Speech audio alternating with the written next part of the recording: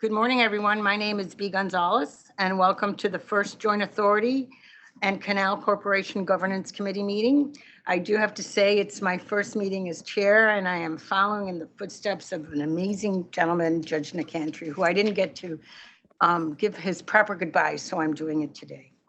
Well, with that said, welcome to the members of the committee, our chair, John Canal, Dennis Trainer, Mr. Michael Alemany, and welcome to all the staff members that are present. And thank you for all of the help prepping me for today. I really appreciate it. Expecting big things, B. Expect you to knock it out of the park. Just like Aaron Judge last night, you'll knock it out of the park today. So with that said, may I call this Joint Authority and Canal Governance Committee meeting to order? Are there any committee members that have any questions? Any members have any amendments to the proposed agenda?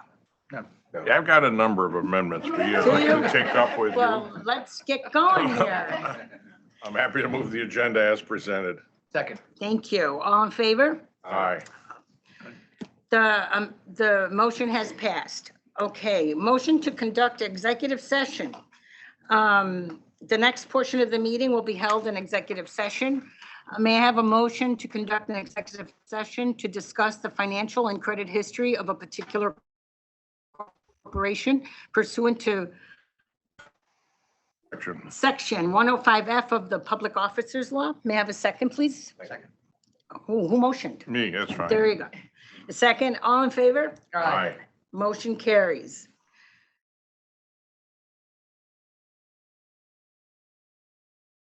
So may I ask for a motion to resume the meeting in open session? So moved. Second. Thank you.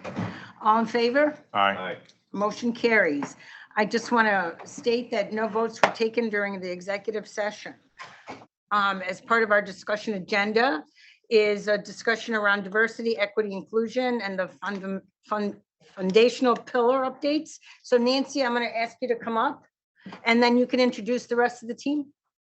Thank you.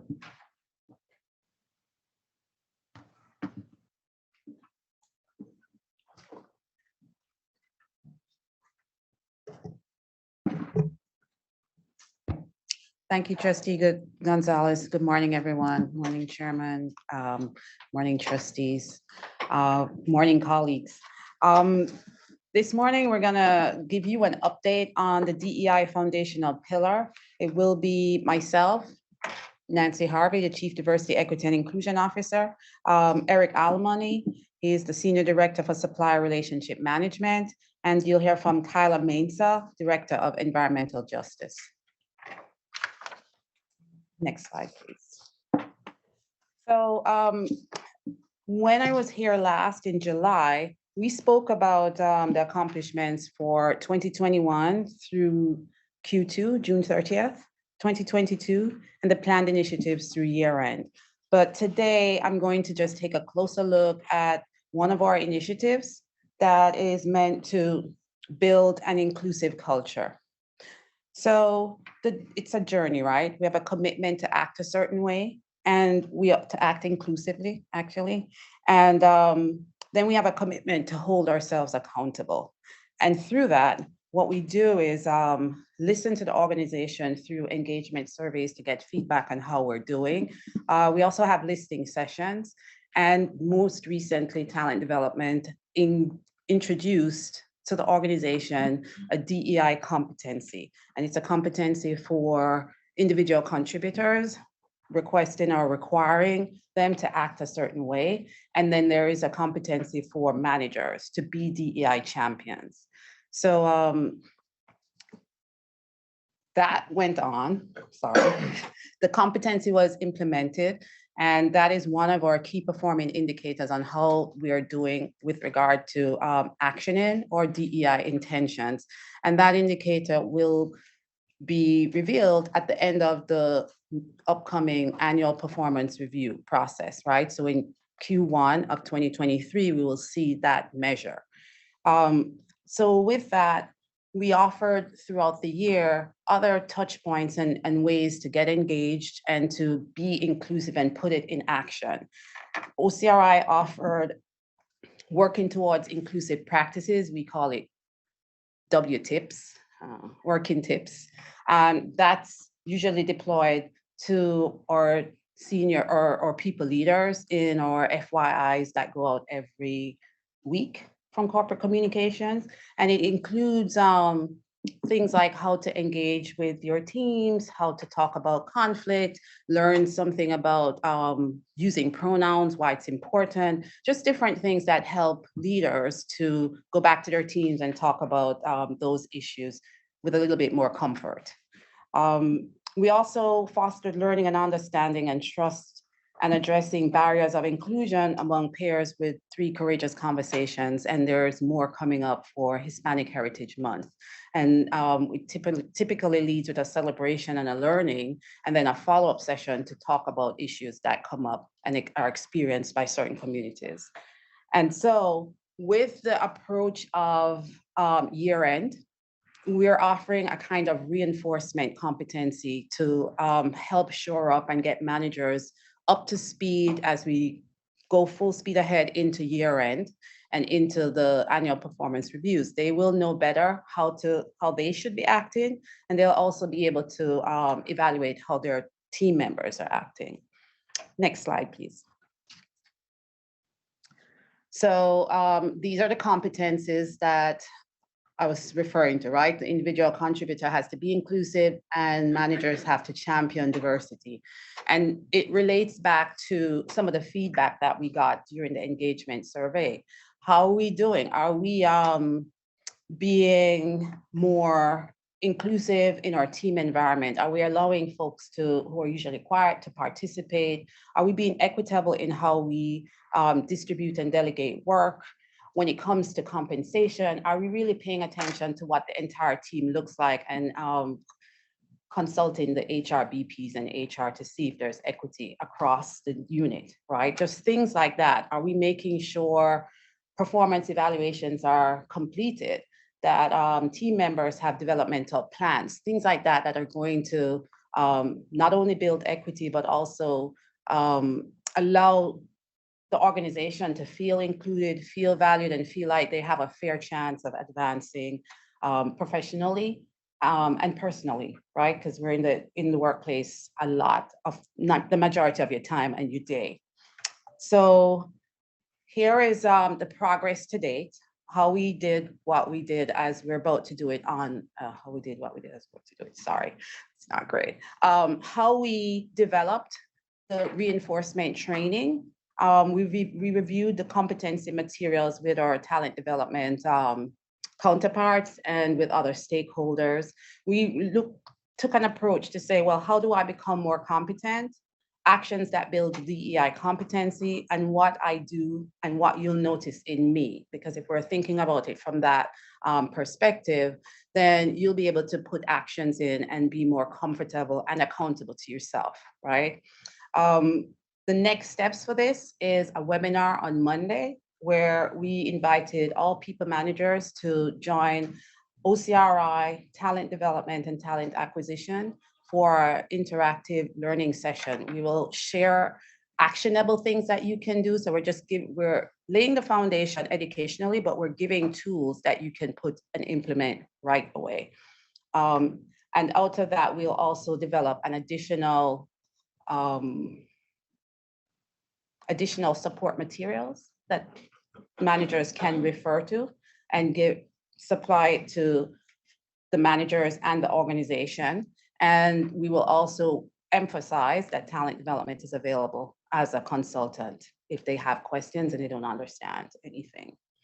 So that's the tool that we're utilizing and the engagement that we're undertaking next week, right? Going through year end to help with the DEI competency and build better understanding and familiarity with what you need to do and to encourage action, because we really want to move from the processes and the strategies and try to ensure that we are acting a certain way to build this culture.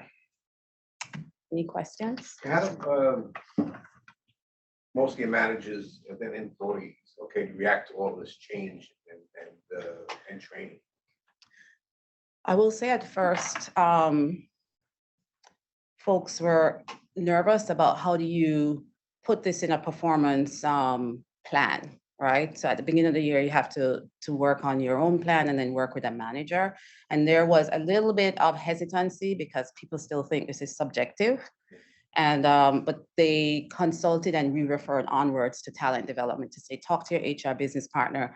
This goal doesn't really cascade well. It needs to be further broken down and developed. But we answered questions. And do you feel it's being filtered down from managers to all the employees? I would say yes. I would say yes. But we'll know more in 4 to 3. Well, the goal is right. So this is like just in time training. Because now you have, if we were confused before and still not comfortable, you have 12 weeks to action some of the tools that we're going to provide. And then we'll know by March of next year how we're really doing. That competency, so the percentage meeting DEI competency score, that's what the key performing indicator will be. Find younger people have a more tendency to grasp this than the older generation? Grasp it differently, because we all approach inclusiveness differently, right? So I'm just gonna say from experience, my team is mixed, and there's some things that are readily adaptable and it's already in practice, and there are other things I have to encourage. Everybody's on a different step of the ladder. Yes. Even those on the same step, look at it with through a Different different lens lenses. and bring a Yeah. different perspective. So. And that's the goal, right? Yeah. To understand the different cultural and nuances and what may work for some people and not for others. Totally. Absolutely. Any other questions? All right. Well, thank you. And thank you for your support throughout the year. Eric? Thanks, guys. Good work. That wasn't an on-the-job injury, the risk there. Well, thank you, Nancy. Good morning, Mr. Chairman, Board of Trustees, NYPA leadership, and members of the public.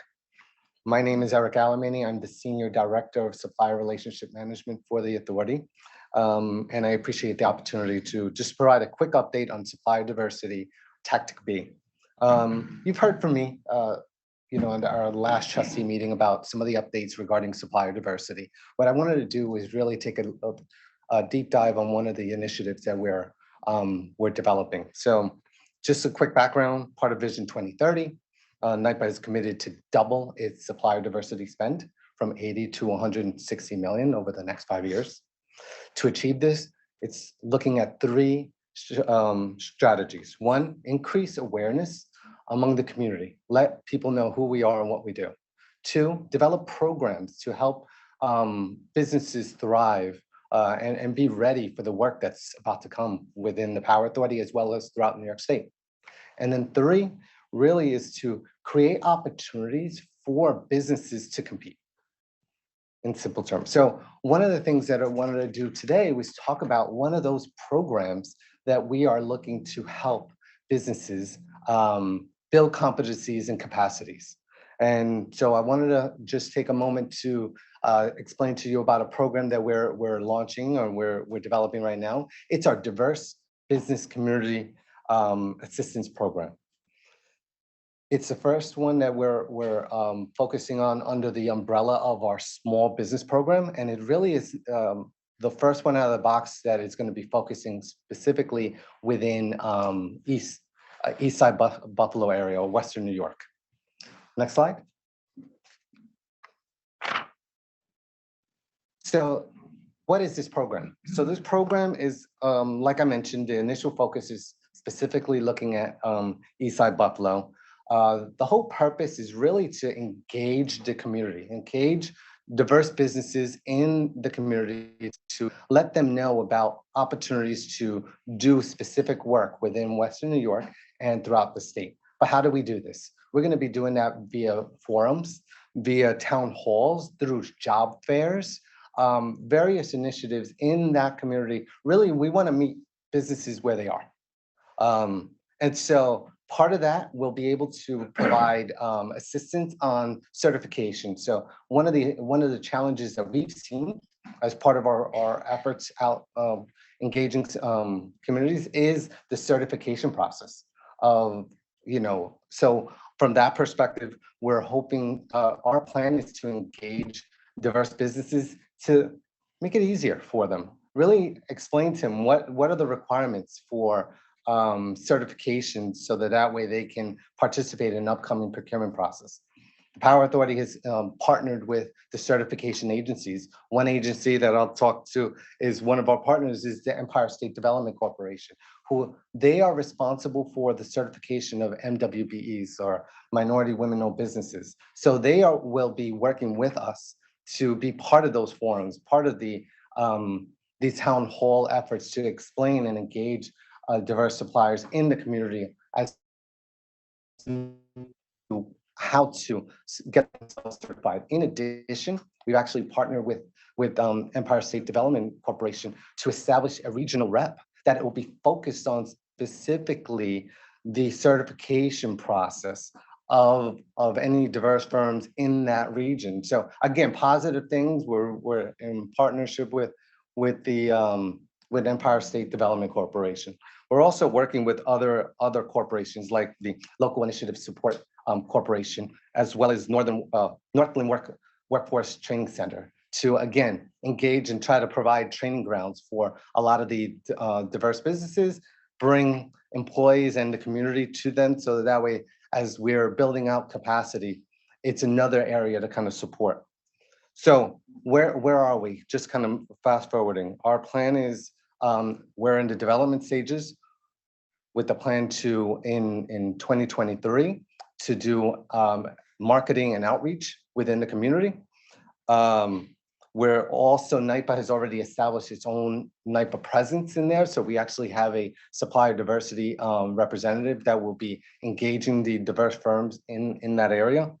And our plan is, as we move forward, is to replicate this kind of effort in other parts of the region. Next will probably be the Messina area and kind of do the same thing, and then downstate. So the idea is really this is going to be a great opportunity for us to engage the community appropriately.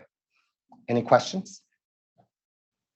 Eric, how do you, so is this to open the door and create opportunity, or are we prepared and equipped to see it all the way through, help really pull individuals and organizations forward? Because people get started. I mean, we even had a conversation last night about MWBE certification process. It can be challenging, frustrating, and all the rest of that. I mean, are we prepared to help pull organizations right to the finish line, as opposed to, well, we got you to the starting line, you're now on your own? To me, we've really got to lean in and pull this, forward. And to that end, the latter. So the short answer is yes, bring them all along. So I'll tell you right now, our team is working hand in hand with certification organizations, Part A.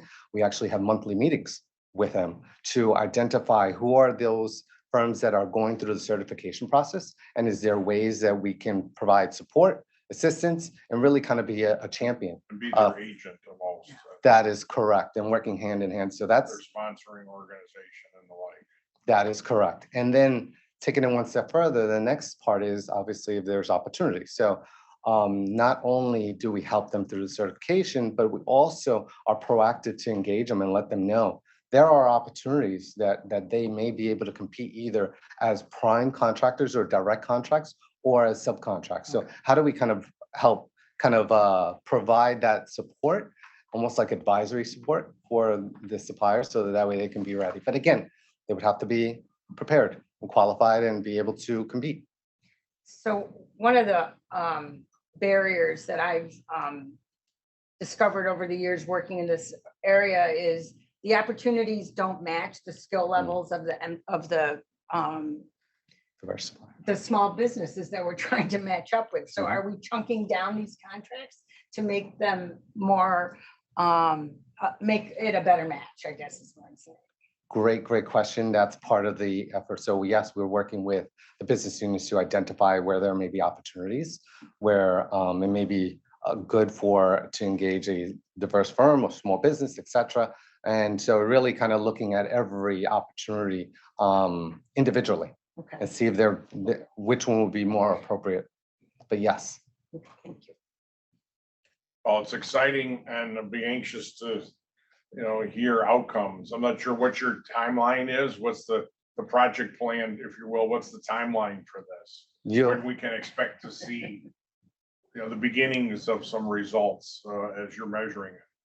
Q1, I would love to come back probably next year to kind of provide a quick update Which as isn't to where all we that are. far away, given that we sit here at the beginning of Q4. That is correct. Okay. All right. And your team, the picture looks like you guys need a TV show. Well, thank you. There's a fan blowing. Catch this on Netflix. Are there any other questions for Eric before he moves on? No? Well, thank you. At this time, I'll turn it over to Kaela.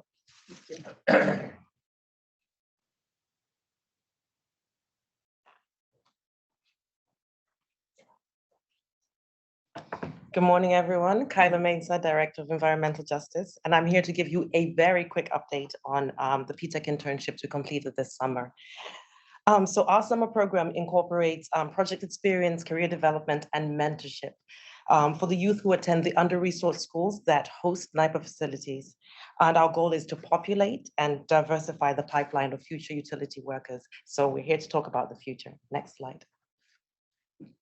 So as a reminder, PTEC is an innovative and international education model. NYPA is joining as an industry partner, and it focuses on career readiness. Students earn both a high school diploma and a free industry-recognized associate degree in a STEM field, in our case, in the energy field. We are currently in year 2. We increased our commitment this year to seven school districts. We onboarded school districts in Alemany, in Brooklyn, in Staten Island, and in Niagara Falls. We have an aggressive ramp up. As you can see, next year we plan to do 50 interns.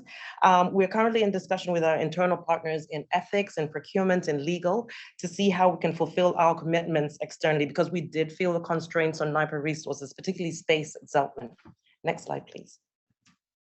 So this summer we hosted 28 paid internships over 6 weeks. Interns worked together in groups to complete a technical project. Once a week, the full cohort of students came together for developmental Thursdays. It focused on professional development, including a career speaker series. NYPA staff talks about what it takes to make a successful NYPA employee, and they talked about their career journey. We also had a number of workshops dedicated to workplace culture. The goal of these workshops is really to grow those workplace and life skills that are not typically taught at high school. Finally, most importantly, each intern was assigned a NYPA mentor. So it was a one-to-one relationship. Over the last 2 years, NYPA staff have dedicated nearly 150 mentorship hours towards the PTEC program. So there's tremendous enthusiasm and support internally from NYPA employees. Next slide, please. So as you can see from the projects that the interns completed, we really touched almost every aspect of NYPA operations, customer-facing projects, fulfilling a business need, operations, environmental projects, even a cybersecurity training for NYPA employees that they'll be able to access later this year. So these projects were highly technical, completed to a really professional standard. If it's not immediately apparent, we are really proud of these PTEC interns. After 2 years, we have a strong cohort of 60 between PTEC and the future energy leaders. We have a strong cohort of future NYPA energy leaders. We have 60 of these. We have poured a lot of resources into them. We have, as I mentioned, mentorship hours, over 150 hours. More than 80 NYPA employees came together to create this summer experience. NYPA SMEs are feeding into this associate degree that they are actually achieving. So it's really focused on what NYPA needs. So we have created the pipeline. We have populated the pipeline with high caliber students from NYPA's stakeholders, NYPA's underrepresented stakeholders. They are ready for an opportunity at NYPA and at other utility industries. This is what a just transition looks like. So I could go on, but apparently I only have 3 minutes. So I wanted to really highlight the experience with a short 1-minute video just to show what they did.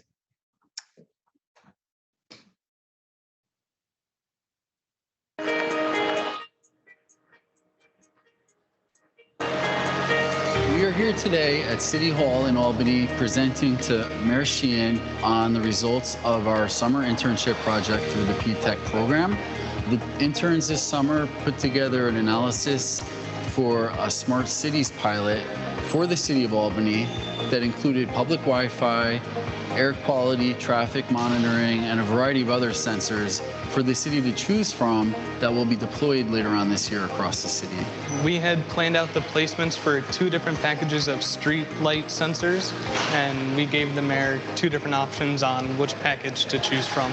It went very well. It was pretty stressful, but in the end, it was good. I honestly didn't think that she'd be that open to the idea, but I'm really happy that she was. She's really down to earth. This is very clear to me. The P-Tech program has been a really good opportunity for me. Just give me a really big view of what I could really become. I think Knipe was great. It's a great place, a lot of friendly people. Interning there opened up a lot of opportunities, and it was just overall very fun.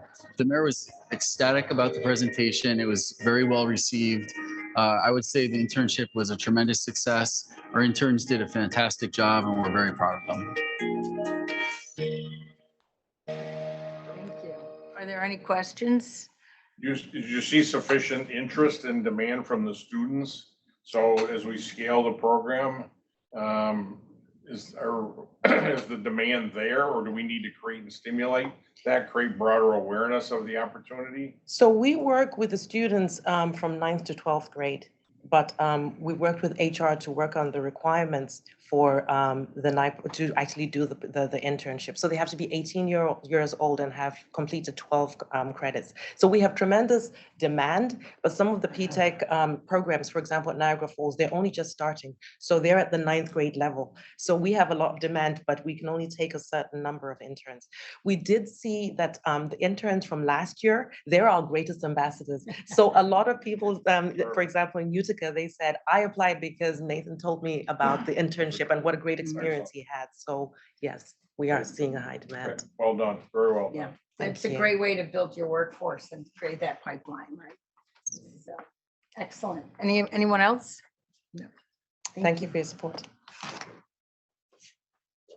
Okay, this presentation was an update and no vote was required.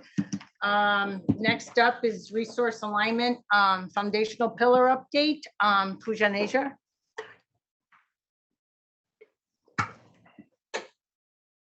Thank you so much. Good morning, Mr. Chairman. Good morning, Board of Trustees, EMC, colleagues, and members of the public. Thank you for the opportunity to be here today. My name is Pooja Nayyar. I'm the Senior Director of Organization and Talent Development. Looking forward to sharing a little bit of an overview of the approach we take to succession planning. Succession planning is a critical process for us in NIPA.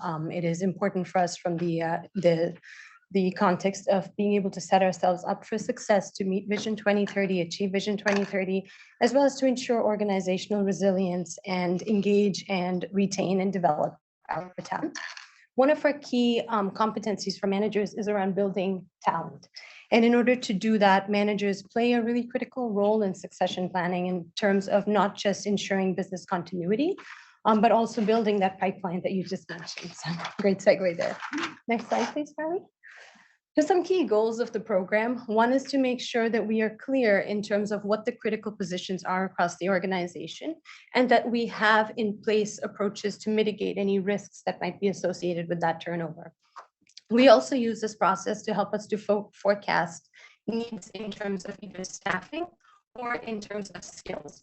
And using this then to help us determine not just org design or org structure, but also the programs that we might develop on the talent development side to help create these customized and developmental opportunities across the organization. At the end of the day, our goal is to be able to enhance internal mobility and make sure we are developing a future pipeline for that org resilience. Next slide, please, Carly. The program has evolved significantly in the last several years. We began with a very manual, often manager-driven process. In many cases, we're talking Excel spreadsheets and Visio charts. What we were then able to do over the past 4 years or so was launch a module within our career development platform. So digitizing this now allowed us to integrate data from the performance system, data around employee retirement, et cetera, And we worked to establish an annual process where we collaborated with vice presidents and above, so people leaders at senior leadership level, to capture data around risk of loss, impact of loss, employee potential, also identifying successors, of course, and looking at the readiness of those successors. This year, we've done a lot more in terms of enhancements. One of the key things that we've done is work closely with our colleagues in risk and resilience and aligned the critical roles. So now we all have the same consistent definition of what role clarity looks like. The other thing that we've done is we've broadened the population of people leaders who are involved in this process. So while we started with vice presidents and above, we've now opened this up to directors and above as well. What that's done is empower the directors, but also create more engagement, more transparency, and allow for more concrete development and action planning. The other thing that we've done, which we're really excited about, is we've been able to take this data and using tools such as Power BI, build out dashboards that are tools then for our managers to use and to glean insights from. Next slide, please, Carly. So this is just illustrative. I won't get into detail on this one, but you can see that we're able to pull a lot of data together to create the opportunity for managers to pull out these insights, which then can help them in terms of some more concrete action planning. The data is only as good as what gets into the system. So we encourage our managers to continue to leverage the system and put in the data through the conversations that they have. Next slide, please, Carly. All of this data is only as good as then what we do with it in terms of the action planning. And this is where development planning comes in. So the talent development team focuses a lot on experiential learning. And what we've been doing over the past several years is helping managers to recognize the opportunities for development that exist on the job in the flow of work. There tends to be a default where people think, let's enroll someone in training, let's get them the certification. But in many cases, your development is actually a lot more impactful when you can be on the job and do this in the flow of work. So we encourage managers, once the succession planning conversations are completed, to start to identify what kind of developmental opportunities and experiences can they provide for their employees on the job itself to start to close those readiness gaps. So whether that's in terms of challenging experiences or projects or other exposure opportunities. Next slide, please, Harvey. We, as a talent development team, have many programs that we use to support this. I'm going to focus on two, but you have heard about our BARD MBA program. You've heard about our mentoring program. The two I wanted to focus on today were Lead Blue, which is our signature leadership development program for high potential employees. We ran our first cohort last year. The audience for this was 16 employees, diverse across gender, ethnicity, business function, as well as location. And the reason we chose that audience actually came from a succession planning insight, where we started to find that we had a gap in readiness at the VP level. So what we started to do then was realize that we needed to train up our senior manager to senior directors to be able to get them prepared to be vice presidents to close that gap. Great success through this. It was a homegrown program, combined assessments to help build self-awareness, as well as pod coaching, peer mentoring, traditional learning, as well as some skill practice. And proud to say that just less than a year since we graduated that class, we've had almost 90% of people with internal mobility. So they've moved to different roles, and 75% who are actually been promoted. So really exciting for us to see that. That's exactly the sort of impact that we're hoping to have. So really proud of that one. The other program that we are launching right now, we've just completed a pilot, is our knowledge transfer program.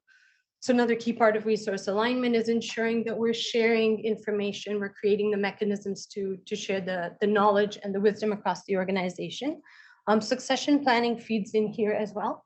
We use it to help identify our subject matter experts, because the key process with knowledge transfer is to ensure that we are capturing the knowledge that NYPA deems priority key focus areas across the organization and making sure that can be shared. So the way we use succession planning in this is by looking at the risk of loss, impact of loss of employees, identifying if we have folks who are nominated as successors multiple times, that gives us an indication of how critical their knowledge might be. And those are the type of subject matter experts we would typically tap.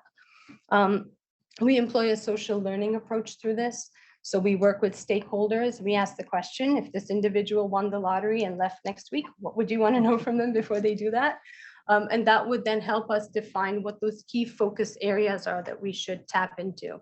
What we've also done is develop a very unique knowledge partner role. So this creates another developmental opportunity, because what we're able to do is work with individuals who are typically more early to mid-career, who have an interest in this area of the subject matter expert, typically work within their group, performing like meeting performance expectations, and also showing intellectual curiosity.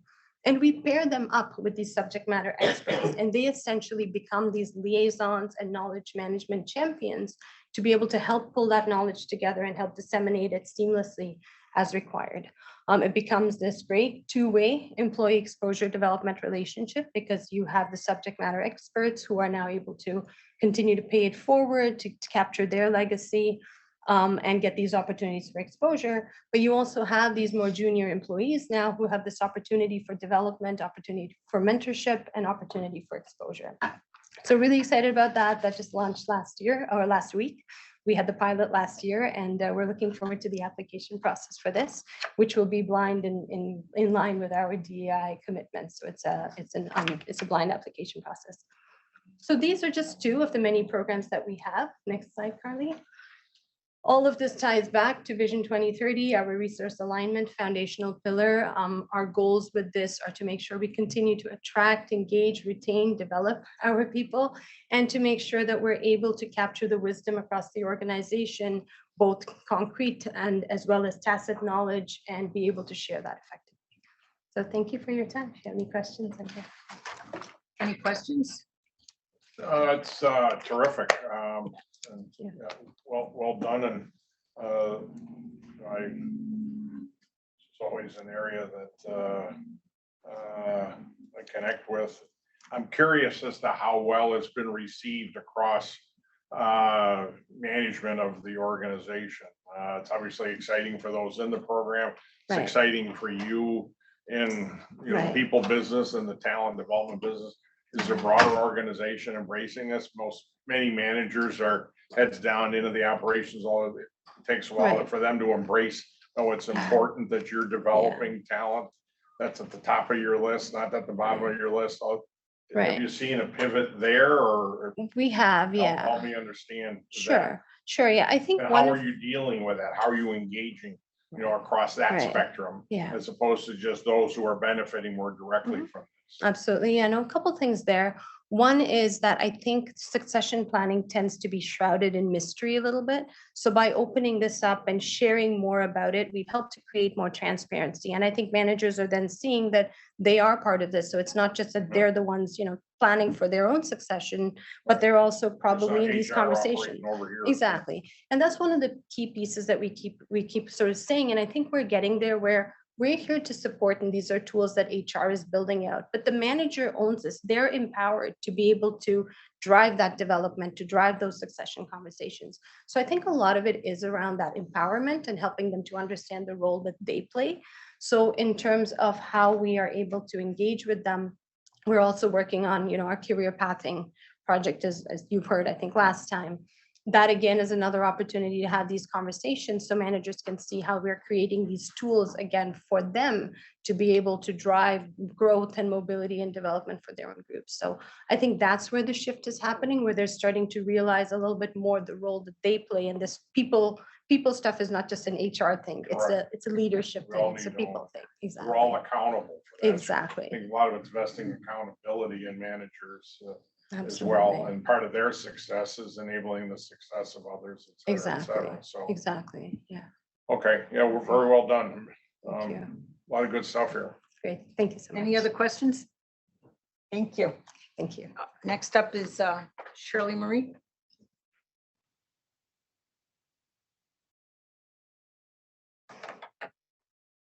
Good morning, Chairman, Board of Trustees, EMC, and my NYPA colleagues. I'm Shirley Marine. And in the July board meeting, I shared our strategy for increasing efficiencies against the 3 focus areas. But today, I really want to focus on the expert level improvement. Next slide, please. So my team of process improvement experts have an extensive background in different methodologies and can leverage the different tools to support the projects. Now, I know this slide seems very technical and very busy, so I'm going to try to summarize it in simple terms and examples. So the lean methodology, also known as the Toyota production system, was primarily designed to remove waste. That could be physical waste, waste in waiting time, waste in motion, waste in excess production or over processing. And lean is very visible. You can actually see when a process or facility is efficient and when it is not. So a great example, and I like to use this, and I share this with my friends and colleagues, but a good example is going into a Dunkin' Donuts. I can tell that they've gone through a lean process. Everything is at arm's reach, right? The register's here, the donuts are here, the bags are on the wall. So again, they are really ensuring that there's minimal waste. Customers can come in and come out. And so they're creating efficiencies to ensure that they can keep up with the volume with minimal steps. Six Sigma focuses on reducing uncontrolled variations. So it's really behind the scenes. It's not as visible. It's really data-driven. So you're really focusing on root cause analysis, on standardization, on operational definition, which are key metrics. So reducing variation ensures that the coffee that you buy at Dunkin' Donuts is the same each time. And Agile is a project management tool framework that really breaks down into several phases to deliver to the customer for feedback. So it's iterative. It allows for the focus on delivering the highest business value in the shortest time. So you're improving in each iteration. And a perfect example is the Agile phone. And again, you're taking the feedback and you're continuing your development with that feedback. So the iPhone, I think we're at 14 now, wouldn't be what it is today without this process. Next slide, please. So that takes me to the how and the word Kaizen. Kaizen is a Japanese term that means change for the better. And the Kaizen philosophy and mindset is really focused on gradual improvements. We should always be continuously improving, and it's gradual. So now it brings me to the Kaizen event. So a Kaizen event is a commitment to come together to improve a process.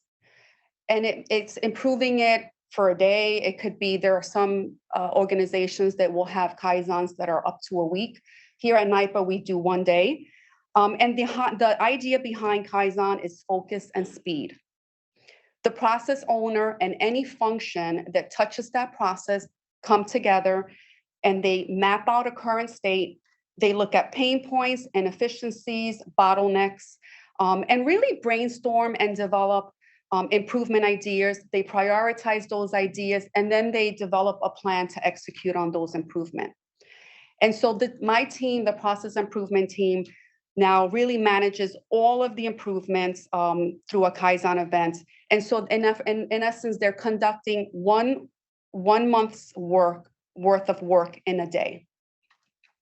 So over the last 3 months, we've conducted 3 Kaizen events with great success and have a few upcoming events scheduled. Next slide. So to end with a Kaizen event, I just wanted to mention that they're effective because they're structured, they follow steps, and it also allows for innovation, for sparks of innovation that you would not get if you were improving a process on your own. So by bringing together the right team to work on an issue, businesses can achieve breakthroughs as well as celebrate successes. And that's what really makes a Kaizen effective. That's my update. Any questions? I like our board meetings. Board meetings are Kaizen events. Definitely. I had to Okay. look it up when I saw the materials. I'll admit, I had to look it up. so. Yeah, Yeah, it's very technical, but I think that, since we rolled out the program and really we've been trying to introduce different concepts, the more that employers are doing this, and the goal is that they'll be able to do this on their own, right? We facilitate now because we have the tools. And again, there's a lot of tools and techniques within all of the methodologies, and the beauty of my team is that they really are experts and they can pull in, but employees will figure out what they're comfortable with, and they'll be able to then pull it into their own work for upcoming work. So and they're getting much more comfortable. So we had a Kaizen in Niagara, we did a 5S workshop, we had a Kaizen at Clark recently, and then we had one here in the Innovation Zone. So I think the more we bring employees together, that they'll be familiar and they'll Seeing the benefits of it, they're ambassadors for it. Oh, as absolutely. opposed to, Yeah, they're calling us all the time. Can we do it? Can we do this? And again, the improvement, the good thing about the improvement, and we try to quantify all the work that we do.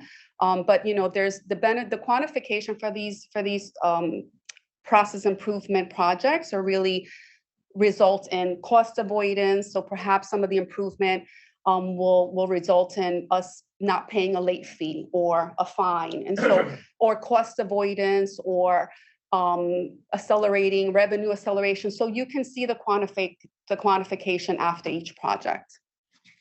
Yeah, like you, John, I had to look up Kaizen myself. I'm gonna have a couple Kaizen events with my family when I get home. Thank you. Very Right. much. So, So just to note, this Mike, is. you're pretty quiet. I mean, I know you're a guest. You're a guest. You can participate. Participate, you just can't watching. vote. No. I'm watching. You're watching. Excellent. No. I'm internalizing Kaizen. He's internalizing Kaizen. So just for the record, this presentation is an update and no vote was required. So now we move on to the consent agenda. I assume everyone has reviewed and agrees that the consent agenda is ready to be approved. So moved. Thank you. Second, thank you. All in favor? Aye. And the motion carries. So the next meeting of the Joint Governance and Committee is to be determined. May I have a motion to adjourn? Thank you. Second. Thank you. All in favor? Aye. We are adjourned.